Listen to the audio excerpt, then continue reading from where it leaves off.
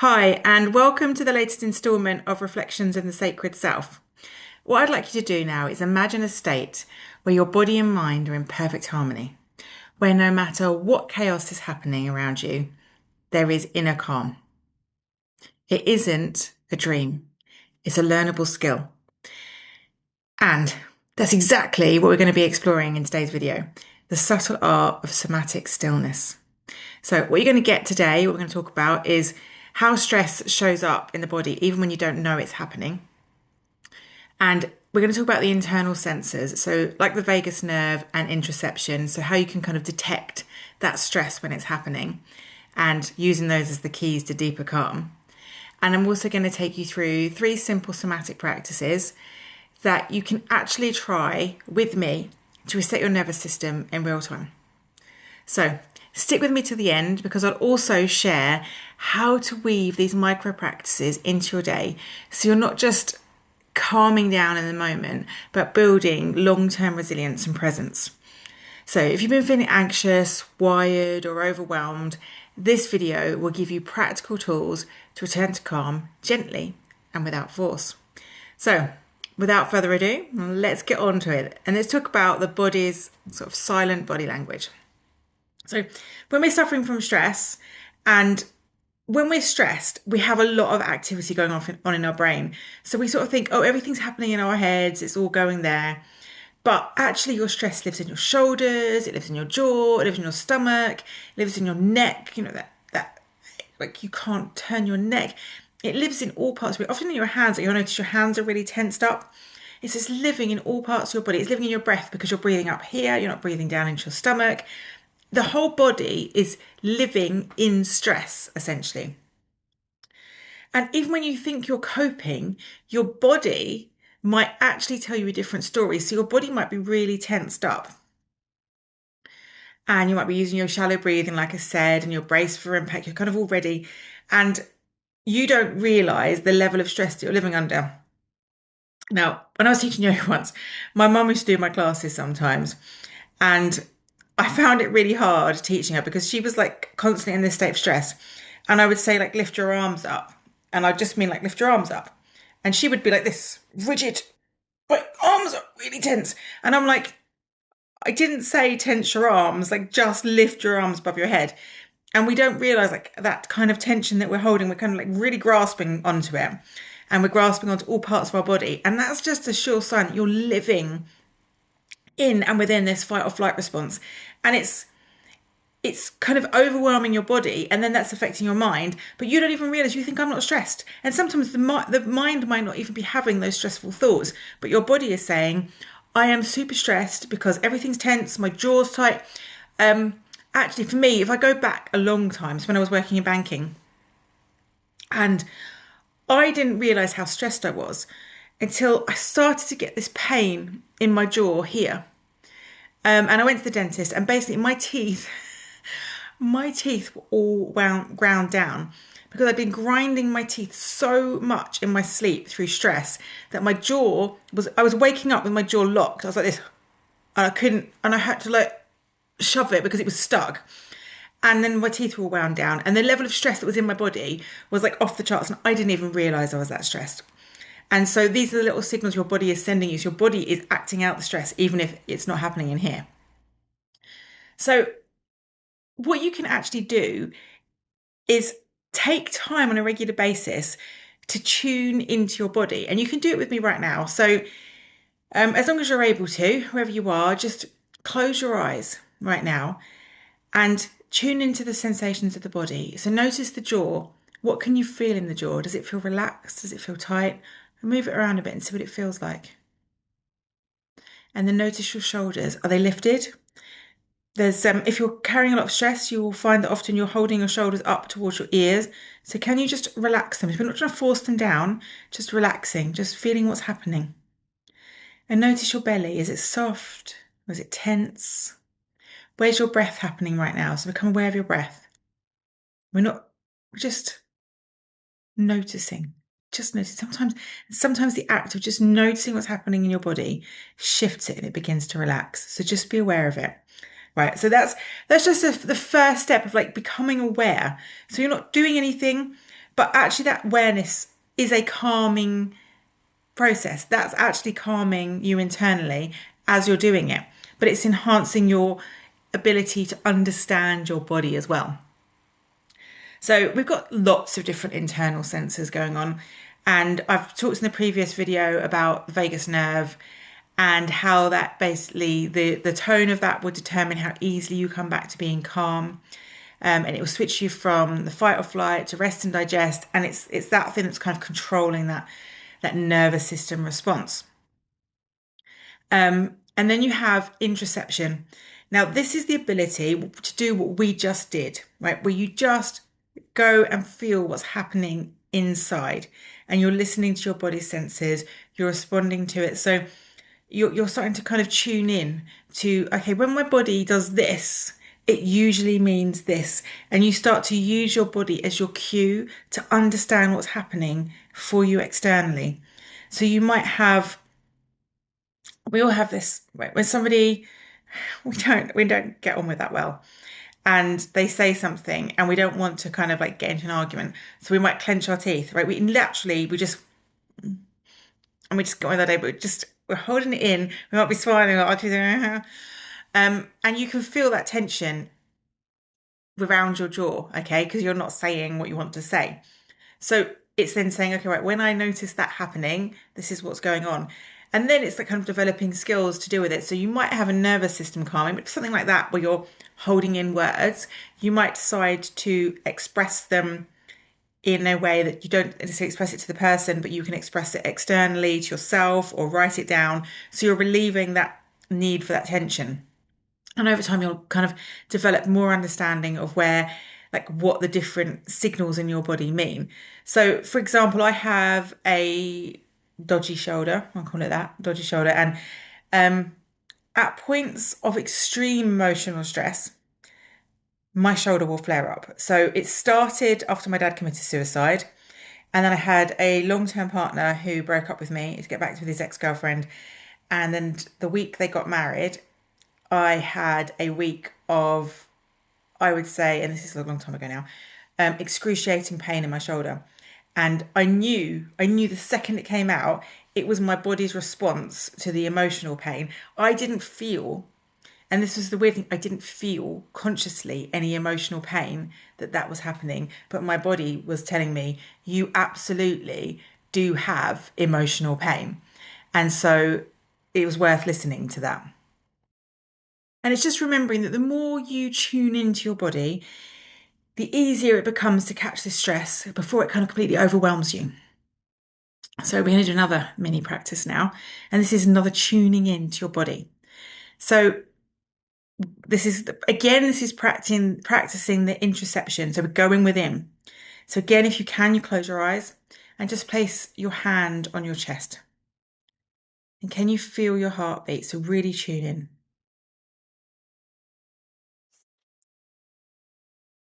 Now move your awareness to your belly. Notice your breath. Maybe noticing any gurgles or shifts. So this is your ability to come back now. That's your ability to basically tune into your body's language, what's going on. So even just that, you can feel your heart rate beating. So if you start to be able to tune into your heart when you're feeling anxious, you'll feel what's happening. Does it start to race? And then, like with all parts of the body, we can't consciously control our heartbeat. We can consciously control our breath. But often when we just become aware of our breath, it naturally slows down without us trying to control it, because it's that awareness. So when you bring your awareness to something, it naturally actually shifts what's happening there because your awareness is there and bringing it up. So that being, hopefully you've got a good understanding of it now. And I want to get on to doing some practices with you that you can try whenever you want, whenever you kind of feel that you need a reset. So this is the micro pause. I love to teach people pausing because this is something you can just fit in really nicely into your day. So for the micro pause, just stop whatever you're doing and inhale through the nose for 4. So you just do inhale, 2, 3, 4, and then hold 2. And then exhale through the mouth like a sigh. 2, 3, 4, 5, 6, or longer if you want to exhale for longer. Or you might decide to inhale for 4, hold, and then so make it audible, release. It's just a release, just a setting. And you can do 2 or 3 breaths. That's your micro pause. And you can do it in under a minute. Okay, so it's not trying to fit. And this is, I think, when we're starting to regulate our nervous system, there's this fear that you're going to have to do hours and hours of practice. And you're like, I'm overwhelmed already. I do not have the space for hours and hours of practice. So the trick is to find really simple, short practices that you can then put in to your daily life. So another one you can do is just a gentle movement anchor. So this is great if you spend a lot of time sitting. So if you're sitting at a desk, you can either stand up and do this, but if you're not able to stand up, you think people are going to see you doing it, you can do it sitting at your desk and it's not going to look like you're doing anything. So you can just like gently roll your shoulders backwards, roll them forwards. Right, you're starting to get movement into that part of your body. Circle your wrists. And you can obviously, just have your hands on your desk and just circle your wrists. And you can move your head from side to side, just gently. And then you can gently, just on your chair, just rock from side to side. Just allowing a little bit of movement to go down the spine. Because our spines get very stiff when sat at a desk. And what we're doing when we sit for a long time, and this is often why working at a desk can build stress in the body, or stress in the mind, because we sit for a long time, we build a lot of tension in the body, and that tension feeds into our nervous system and into our mind that we are stressed and we are tense because we're holding this tension in our body. So the more we can release it and release any of that tension that we might be holding, the easier it becomes to kind of tell that nervous system that actually we're not stressed, we're just perfectly fine. We've just been sitting down for a long time. So that's something you can do.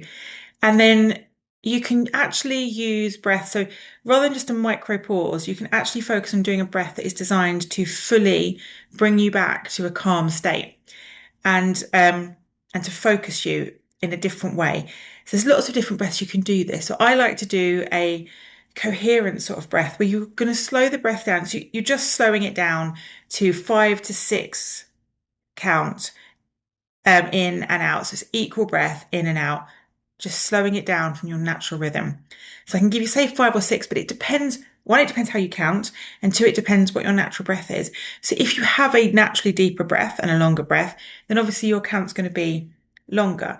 If you have a very short, shallow breath, then inhaling and exhaling for 4 might actually be hard for you. So it's gauging it on what your breath is naturally like and trying to elongate it to 5 or 6, 7 or 8 if you want to, whatever feels comfortable. And this would be imagining that you're breathing in and out through the center of your chest, through your heart center. So you just imagine you're inhaling through the heart and exhaling through the heart center. And again, inhaling and exhaling. And then you can just slow it down. So you inhale more slowly and exhale more slowly. And just repeat that. And you can do 2 or 3 minutes of that breathing, just allowing everything to calm and to come back to center. And one of the things this type of breathing does, we breathe in and out through the heart center, is it starts to bring your brain and your heart back into coherence, back into rhythm together. So when that happens, you're basically signaling to the nervous system that my heart and my head are on board together. And it just helps to kind of bring that level of calm over everything. So that's a practice that you can try. And there are things that you can do if you want to go deeper, if you want to connect more deeply within. So some of the things you can do is you can do grounding techniques. So anything that's going to make you feel more grounded, because sometimes, particularly if you're not sensing the stress in your body, we can get very stuck in our heads. Now, I remember one of my favorite yoga teachers talking about this, and we people who are very spiritual can have a tendency to get stuck in the upper chakras. And there's less attention on the lower ones, less attention on the grounding and the body and the physical sensations. So when we do all of these things, it's because actually what we're trying to do is bring ourselves back into the body and feel ourselves like here, right now, like where we are, and not up here and floaty, right? Because if we start to get up here and floaty, actually that stops us from being able to function properly. It stops us being able to connect with our nervous system. We don't know what's happening in our bodies because we're living up here. And so all this stress can be going on and we're kind of not aware of it. And that's we're allowing our stress to run the show. So when we come back into our body, we start running the show. We start saying, well, I know what's going on here. This is what I can do to fix it. So grounding techniques you can do. I mean, anything that maybe going outside barefoot, walking on the ground, connecting with the sense of earth. I quite like to actually put my hands on a tree and just sense the energy of the tree and allow that to connect me with the earth. But you can also do it if you're sitting in your home and you don't want to go outside and you don't want to do that. You can just have your feet on the floor and feel that support below you. And then you can imagine that you have roots coming out of the bottom of your feet and they are going down into the center of the earth and they are grounding you, connecting you, anchoring you to the earth. And when you're doing that, you can actually say to yourself, I am here, I am supported. And you just start to bring yourself down into your body, into the here and now, connecting with the earth that you're in. So that's something that can really help. Grounding yourself is a massive help. And then, we want to talk a little bit about stillness, because this is obviously what I wanted to talk about as well. That stillness is often seen as doing nothing. And I think it's the opposite of that. I mean, you can do nothing, and nothing is part of stillness, but it's about letting the body be without pressure. We constantly have this need to do something, to feel like we're achieving. And when we allow ourselves to be in stillness, to essentially do nothing, we're allowing ourselves to accept the here and now and to be here and to release that need to achieve. And that can be very freeing and very releasing of stress just in and of itself, and release that need to achieve. So some of the things you can try for that is you can just sit in silence for 2 minutes. Now, this is something that we struggle with as humans in this age, with like all the stuff, all the input that we have. But if you went back, historically, people would have sat and done nothing, because they didn't have anything to entertain their time. And, that's when we make some of our biggest developments. We get some of our most creative moments, because when we shut down and we're quiet and we're still, we allow the brain, it's the default mode network, to kick in, to come up with the creative ideas, and all this stuff happens and we're not even aware of it, that we had all that stuff inside us, but it comes out because we've actually shut down the doing for a little bit. Or you can just stop and just become aware of the breath. Just sit and listen and feel the breath, feel the body, just connect with what's happening in the body, like some of the introspection exercises that we've done. And that can really help you. So one of the things I would say is it's really important to try a bit of daily integration. So instead of waiting for that stress to boil over and then trying to do a practice that's going to bring you back down, it's much harder then, because you're already up here. So you need a lot more work to bring yourself back down. And so it's doing the things, like if you know that things bring you stress, like let's suppose you're going to check your emails, or this is the dreaded one, you're going to check your bank account and you're worrying about it. Do a grounding, calming, stilling exercise before you do that. So you've already regulated your nervous system. You're already going into it with a much more prepared state of mind. Or maybe if you're just, as you're finishing a task throughout the day, you're finishing a task, have a pause, then you can go on to the next thing. So if you build up with these pauses, you're building up the muscle of bringing it down. And then before bed, doing something that's going to still you, calm you, and help you to sleep, which is obviously going to help the nervous system as well, because when we're sleeping properly, we feel better, and that's really great. So you can kind of create your own little blueprint from this. You can choose 2 to 3 practices that feel like you can use them, so they feel accessible, and you commit to trying them over the next week. So how you can fit them into your daily life, so they become part, that you're weaving them into your day. And, just remembering that consistency is what builds up the strength. It's the small somatic signals that add up to big nervous system shifts. So this is not about clicking our fingers, sorting our nervous system. This is about gradually building up the strength to have an amazingly calm way of dealing with things. And there's a kind of like the ripple effect. So when we cultivate inner calm, you then show up more present in your relationships, more focused in work, and more compassionate with yourself. But that ripples out to the people that you are interacting with, and it brings something different into their lives as well. Okay, so, just remembering all the time, and I say this all the time, you're not broken. You're not broken. Your body already knows how to find calm. And somatic stillness is about giving it permission to remember. So, which practice are you going to try first? Now, just remember to like and subscribe to this video. And if you want to connect, you want to learn more about what I do and how I work, then come and join me in my free group on school, the Sacred Pause. I'll drop the link in the description below, and I would love to see you on the inside. Till then, I'll see you soon.